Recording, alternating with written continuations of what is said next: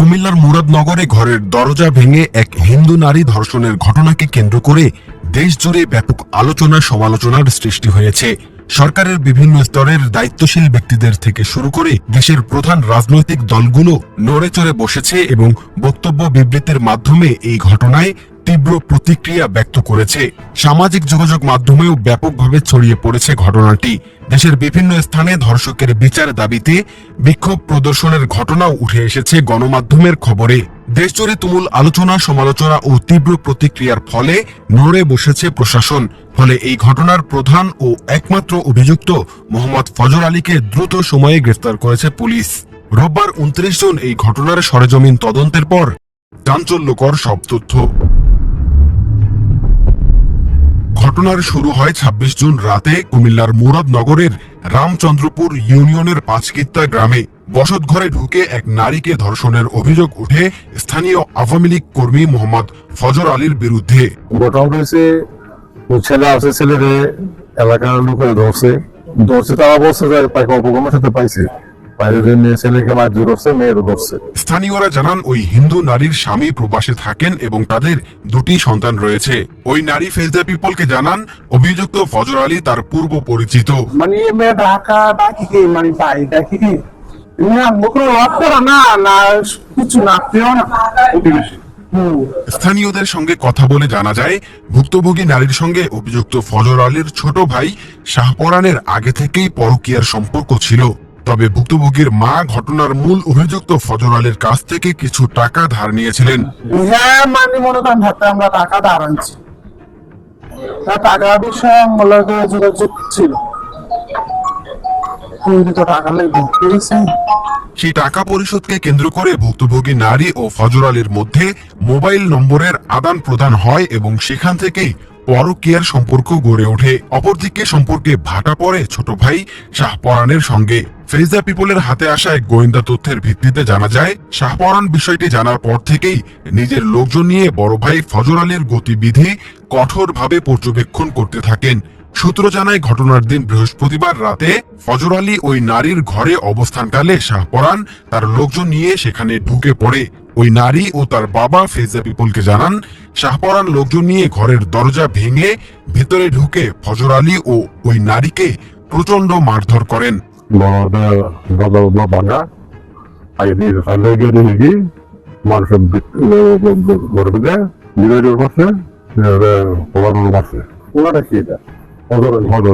তার সাথে কে ছিলেন? শুধু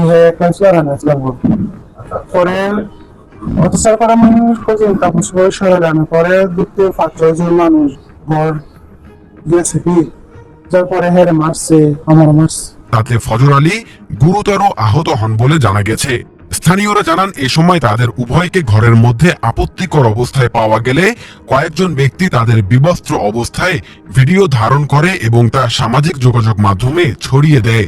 ধরছে তারা বলছে যে তাকে অপকর্মের সাথে পাইছে, বাইরে ছেলেকে মারধর করছে, মেয়েরও ধরছে, ফেসবুকে আপলোড করছে।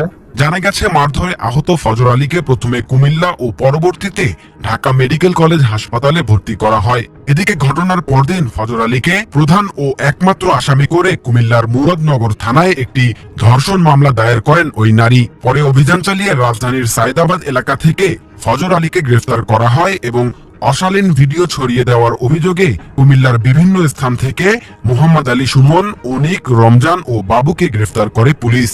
প্রাপ্ত গোয়েন্দা তথ্য ও স্থানীয়দের দাবি অনুযায়ী ওই নারী ও ফজর আলী পরকীয়ায় লিপ্ত ছিলেন। এ বিষয়ে উভয়ের পরিবারও আগে থেকেই অবগত ছিল। ওই টাকার বিষয়ে ফোন করলে যাইতো, আমি টাকা দিয়ে যাইছে, টাকা আনছে আর হ্যাঁ ভালো জানো এই টাকা বাইরা আবার টাকা জ্বালাচ্ছে, কাজে লেগে আমার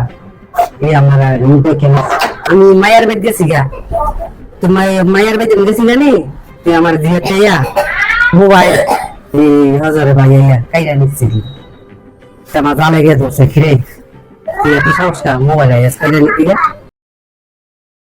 ফজর আলী নয়, তার পূর্বে তার ছোট ভাই শাহপরানের সঙ্গেও একই রকম সম্পর্কে জড়িত থাকার অভিযোগ স্থানীয়দের। তবে এই অভিযোগ বলেন, না না এসবের কোনো সারা দিতে একটা প্রতিবন্ধী আমার বোন আছে, ওর মায়া আমার এমন করেন চাল ডালেলে দিত বাড়িতে আসতো। এই মানুষের সঙ্গে বাড়িতে আমার এত সম্পর্ক। পরকীয়ার সম্পর্ক অস্বীকার করলেও অভিযোগ রয়েছে, ধর্ষণ মামলা দায়েরের পর শুক্রবার তাকে ডাক্তারি পরীক্ষার জন্য কুমিল্লা মেডিকেল কলেজ হাসপাতালে পাঠানো হয়। তবে তিনি পরীক্ষা না করেই হাসপাতাল থেকে ফিরে আসেন। অন্য এক সূত্রে মুরাদনগর থানার ওসির বরাত দিয়ে বলা হয়, তিনি বলেন, আমরা ধর্ষণ মামলা নিয়ে কাজ করছি, তবে পরকীয়ার কোনো তথ্য আমাদের হাতে নেই। এদিকে হঠাৎ করেই ঘটনার মোড় ঘুরে যায় যখন ভুক্তভোগী নারী নিজেই জানান তিনি মামলা তুলে নিতে চান। করেছিলাম তো তুলে নেওয়ার জন্য।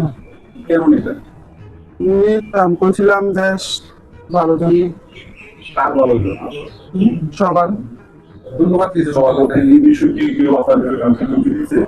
না পরকীয়া সম্পর্ক অস্বীকার করলেও মামলা তুলে নেওয়ার ঘোষণার পর জনমনে এখন প্রবল সন্দেহের সৃষ্টি হয়েছে।